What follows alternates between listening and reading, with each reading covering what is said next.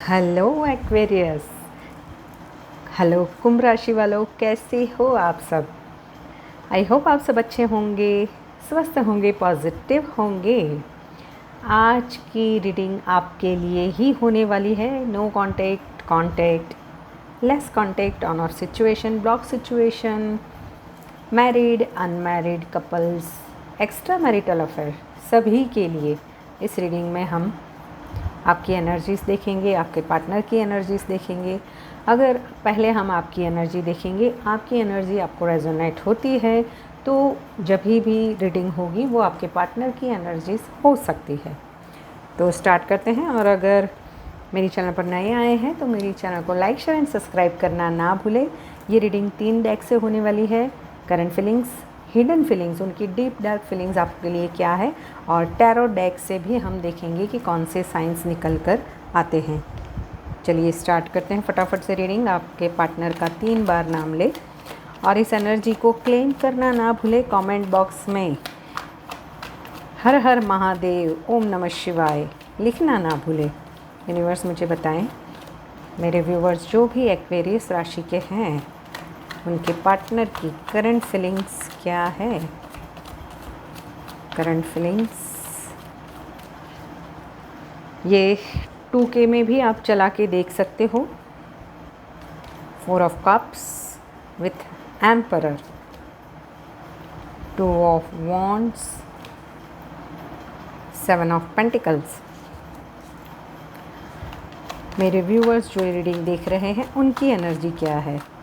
Universe मुझे बताएं, मेरे व्यूवर्स जो भी रीडिंग देख रहे हैं उनकी एनर्जीज बताएं। 2 of cups, night of swords, night of pentacles, 3 of cups, bottom of the deck है डेथ। यूनिवर्स मुझे बताएं, मेरे व्यूवर्स जो भी रीडिंग देख रहे हैं उनकी करंट फीलिंग्स क्या है। मेरे व्यूवर्स की current feelings. Final destination, presence,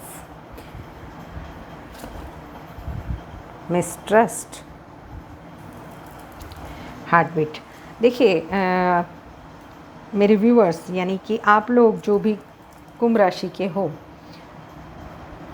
ये रीडिंग देख रहे हो, उनकी एनर्जी है कि आप अपने पार्टनर को फाइनल डेस्टिनेशन यानी कि आप इनके साथ में लॉन्ग टर्म जाना चाहते हो, यानी कि कमिटमेंट चाहते हो, शादी चाहते हो, और ऑलरेडी शादीशुदा हो तो आप दोनों के बीच में किसी थर्ड पार्टी की वजह से ट्रस्ट इश्यूज़ भी चल रहे हैं।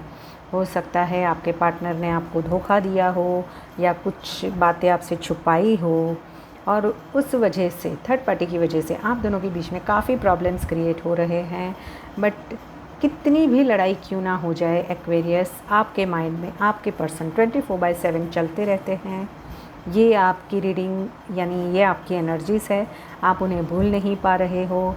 आप बैठ के बातों को सॉर्ट आउट करना चाहते हो, शेयर करना चाहते हो, अपनी फीलिंग्स को शेयर करना चाहते हो, और आप इनसिक्योर हो रहे हो अपने पार्टनर के लिए कि कहीं वो आपसे दूर ना चले जाए, कहीं वो आपको छोड़ के कहीं चले ना जाए।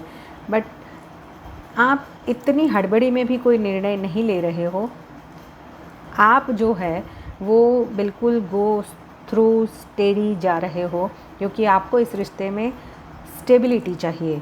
और अभी जो भी आप सोच रहे हो वो बिल्कुल ही स्लो मूवमेंट से आप सब चीज़ों को देख रहे हो, परख रहे हो।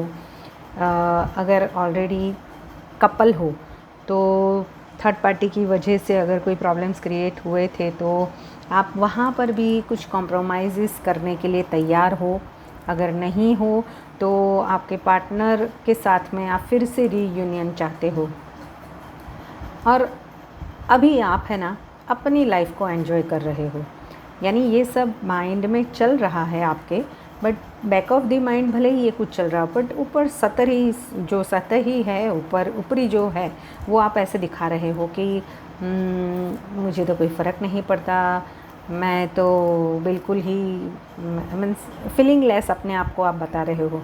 बट अंदर से इच्छा है आपको कि कुछ आप डिसीज़न ले।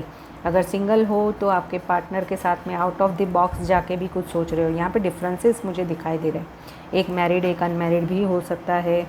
और अगर दोनों भी सिंगल हो तो भी डिफरेंसेस मुझे उस तरीके से दिखाई दे रहा है, चाहे कास्ट इश्यूज़ हो, रिलीजियस इश्यूज़ हो, एक छोटा हो एक बड़ा हो, ऐसे प्रॉब्लम्स भी मुझे आप लोगों की लव लाइफ में दिखाई देते हैं। अगर ये आपकी एनर्जीज़ है तो अभी देखते हैं आपके पार्टनर की करंट फीलिंग्स क्या है। आपके पार्टनर की करंट फीलिंग्स में आपके पार्टनर जो है वो ओवर थिंकिंग करते हुए मुझे दिखाई दे रहे हैं। उन्हें ऐसा लगता है कि अगर वो ऑलरेडी किसी रिश्ते में कमिटेड है तो वो आपसे चाहते हैं कि आप उनकी बातों को समझें, आप उनको सपोर्ट करें, उनकी हर चीज़ों पे यानी ब्लेम ना करें, ट्रस्ट करो कि उनकी फैमिली जितनी उनके लिए इम्पॉर्टेंट है उतने आप भी हो। और अगर दोनों भी सिंगल हो, नो कॉन्टेक्ट सिचुएशन में हो, तो आपके पार्टनर को ऐसा लग रहा है कि वो कितना भी आपको प्यार करने की कोशिश करे, आपकी इमोशंस मीन्स आपकी रिक्वायरमेंट कितनी भी फुलफ़िल करने की कोशिश करे, बट आप सेटिस्फाइड होते ही नहीं हो।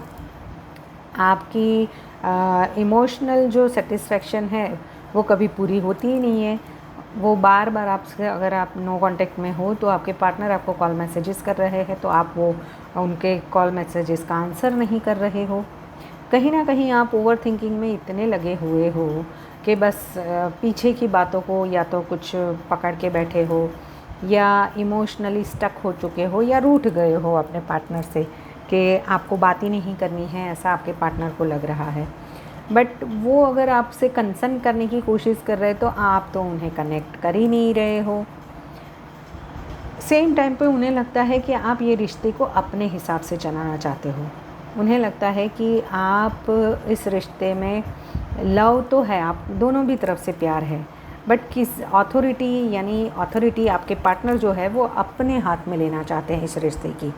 यानी वो कहे वैसे चले, वो कहे वैसे ये रिश्ता आगे बढ़े, वो डिसीज़न लेना चाहते हैं, आपकी ही यादों में खोए हुए हैं।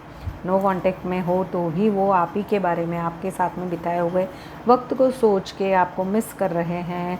बट कहीं ना कहीं उन्हें दुनिया की, हो सकता है उनके आसपास लोग जो है वो उनको भड़काने की कोशिश कर रहे हो कि अगर वो ऑलरेडी मैरिड है या फिर दोनों भी सिंगल हो तो भाई ये दोनों में अगर डिफरेंसेस है आप दोनों में कोई, तो आगे जाके ये रिश्ता नहीं चलेगा भाई, सोच समझ के इस रिश्ते में आगे बढ़ना। ऐसी भी कोई बातें वो आपके पार्टनर को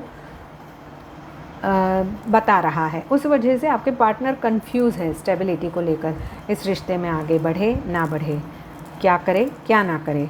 ऐसी सिचुएशंस मुझे आपके पार्टनर की अभी दिखाई दे रही है। देखते हैं आपके पार्टनर की हिडन फीलिंग्स क्या है। यूनिवर्स मुझे बताएं, मेरे व्यूवर्स जो भी देख रहे हैं उनके पार्टनर की हिडन फीलिंग्स क्या है। मेरे व्यूवर्स जो भी रीडिंग देख रहे हैं उनके पार्टनर की हिडन फीलिंग्स। यहाँ पे अगर नो कॉन्टेक्ट सिचुएशन में हो तो no scope left in this relationship, let me go please. यानी कि आपके पार्टनर को लगता है कि इस रिश्ते में अभी कोई स्कोप नहीं है, आप उन्हें जाने दो, उन्हें मूव ऑन करने दो, वही काफ़ी अच्छा रहेगा। क्योंकि आप वो जो समझाना चाहते हो वो समझ नहीं रहे हो, और इस रिश्ते में बहुत ही मिसअंडरस्टैंडिंग्स ऑलरेडी क्रिएट हो चुकी है, रिश्ते में बहुत सारी नेगेटिविटी आ चुकी है स्टेबिलिटी को लेकर, कमिटमेंट को लेकर। I always run away from responsibilities, so don't teach me that. हो सकता है आपके पार्टनर, अगर आप कुंभ राशि के हो और आपके पार्टनर किसी एक्स्ट्रा मैरिटल अफेयर में है, तो वो उनकी ये हिडन फीलिंग्स है कि वो हमेशा ही अपनी रिस्पॉन्सिबिलिटीज़ से दूर भागते ही आए हैं।